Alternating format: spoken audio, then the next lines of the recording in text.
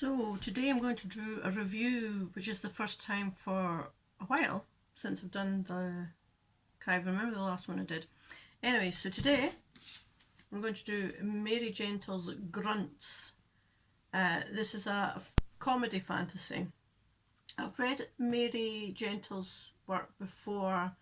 Can't remember if it's her Golden Witch Breed one or it's another one. Certainly one was in the Golden Witch Breed series and another one was a alternative history one.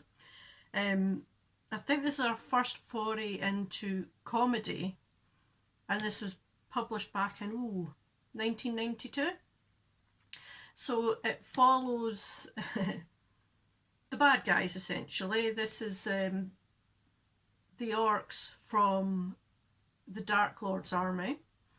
And we follow them, and the book is actually split into 3 books. So book 1 is Brothers in Arms, and that's when the last battle is about to happen, and the lead orc Ashnak is sent to the dragon. So the orcs are sent to raid the hoard of a dead dragon.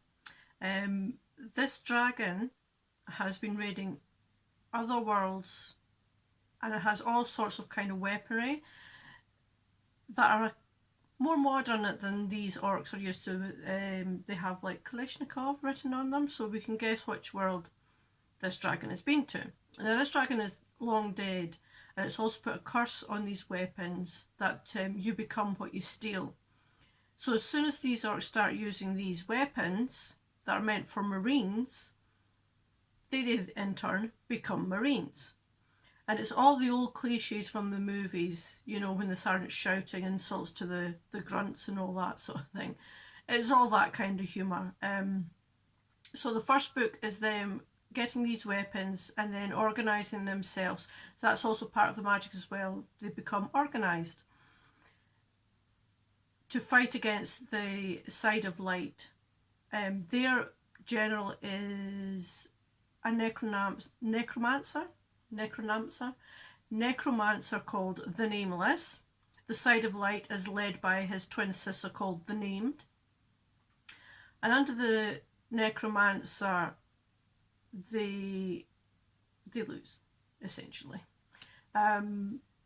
Because what the elves point out is, although the weapons are not of magic, they're still influenced by magic, so there's not an awful lot of fail weapon spells being used against the orcs. And of course they lost, because they're the bad guys, and bad guys have to lose. So in the next book, book 2, it's called Forces of Destruction. No, Fields of Destruction, sorry, I've got my notes here because otherwise I forget. In the Fields of Destruction, it's after the last battle. The Dark Lord's been killed, as far as they're aware. The Necromancer has disappeared, so the orcs are left to their own devices. So they start gathering more of these weapons that they found.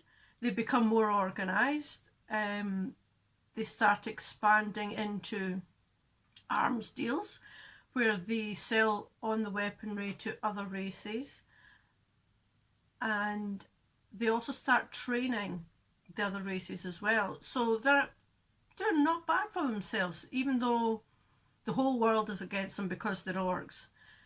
They still have their old habits of, you know, eating prisoners and things like that they're trying their hardest to sort of overcome, but their base instincts still pop up every now and then. And the third book is called War Crimes, and that's basically when Ashnak, the leader of the orcs, is held accountable for,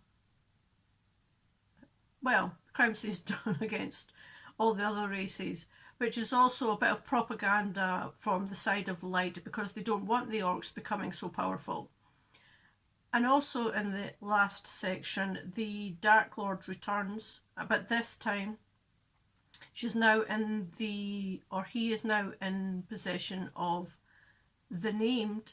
And the Dark Lord this time has decided he doesn't want to rule the world by force. He wants to win an election, so he goes on his little election rally to try and win over people, bemoaning the fact that nobody seems to believe him when he says, you know, he's changed. and especially since the orcs come behind them and just threaten everybody to vote for the Dark Lord or they'll be murdered. So I'm going to put this book down now because my arms are getting a bit sore. Yes, so the whole book is a lot of the kind of immature humour, I have to say, which is right up my alley because I really enjoy that sort of thing. The names are very...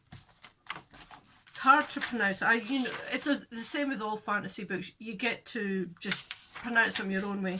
It does have at the beginning, I like these, it's like got top secret map. And then there's another one like that. Oh, cover's coming off. And then a note on Orcish pronunciation.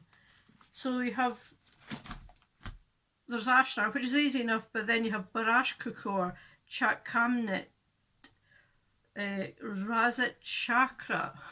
So all these are, and the dragon, whose name I couldn't find in here typically, was Dagnash Rupapradur or something like that. It was a long one, and I was just like, the dragon. That's how I got around it. The writing, I do like writing. Did find in our other books that it's sometimes verged on the formal, and that sometimes did come through in here, but not to the detriment of the story. It didn't impact your enjoyment of the story. The humour did get a bit the same through it, but again, it was immature and I happened to enjoy it. There was a lot, I think one of my favourite quotes was, I think it was supposed to be a compliment from one of the orcs when he was looking at the named who was on the side of light, and it was saying that she had hair the colour of buttercups or freshly boiled fat off living bones, which amused me, and has little things like that through it. Just the sort of orcish, the way they see things. It also has a lot of nods to other fantasy series, like in the second book they had to find talismans to nullify the magic against their weapons so they could, win for once. And they went to the wizards at the Visible College to get nullity talismans. So that kind of amused me. And anybody that's read Discworld knows that the Unseen University is a big part of that storyline. Of that world, I should say. And then it was just the little digs at Lord of the Rings throughout it. We had Will and Ned Brandyman, who were obviously Merry and Pippin, who were just little shits, to be honest. They were not nice characters at all. I mean, they ate people, for a start. It just had the halflings, they were called, down as conniving little thieves, really. Although there was one funny moment in a brothel, but you'd have to read it to find out. And then at the very end, the one that made me laugh out loud most was at Ashnar's court case.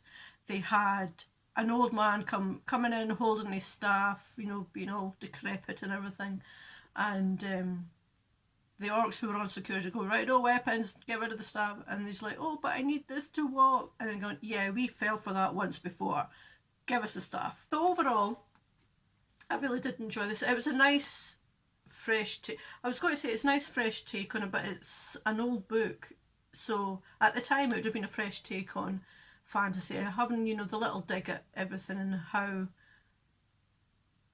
the good and evil was very much, especially in the older fantasy, it was good and evil. There wasn't any sort of grey in between, unless you were Karl Edward Wagner, those sort of writers. So yeah, so the fact that the orcs were bad, and they still had all their old, bad habits of like eating people and doing other horrible things to them. So they still had their baser instincts that they did try and, temper, with also trying to run these businesses and be better than what people expect them to be, but they still enjoyed all the crude things, like they're always standing about picking their noses and things like that. That's a level of humour. So if you enjoy a little bit of comic fantasy that has little references to other, fantasy series, then this will be a good book for you to try if you can get it. I think it's in Gateway Essentials. You can get it in ebook now, so it is still available. But I just got this second hand, and you see, did try my hand at annotating. But then towards the end of it, I forgot, essentially. That's what happened. I just kept forgetting because I was enjoying the story. It didn't, funnily enough, I thought it might take me out of the story more, annotating, but it didn't, so I'll try and do that more often. But anyway, if you like this video, please like, comment and subscribe, and I will speak to you again, maybe with some more reviews.